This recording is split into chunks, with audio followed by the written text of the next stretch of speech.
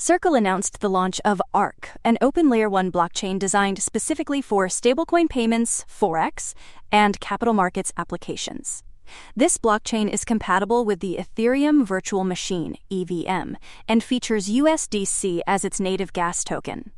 The public testnet for ARC is expected to launch this fall, and it will be fully integrated across Circle's platform and services.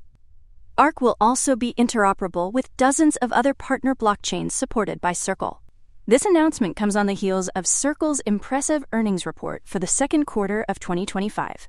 The company saw a 53% year-over-year surge in total revenue and reserve, which stood at $658 million in Q2 2025. Despite a net loss of $482 million due to non-cash charges related to the IPO, Circle's adjusted EBITDA rose 52% year-over-year to $126 million.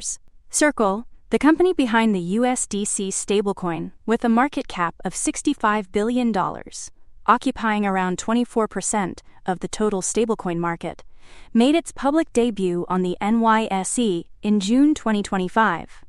Some other standout metrics Circle achieved relate to USDC circulation, growing 90% year-over-year to $61.3 billion at the end of Q2 2025, and increased an additional 6.4% to $65.2 billion as of August 10th.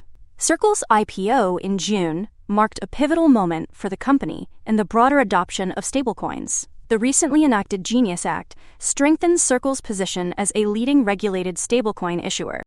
For more on stocks and crypto, follow Ascencore. See you next time.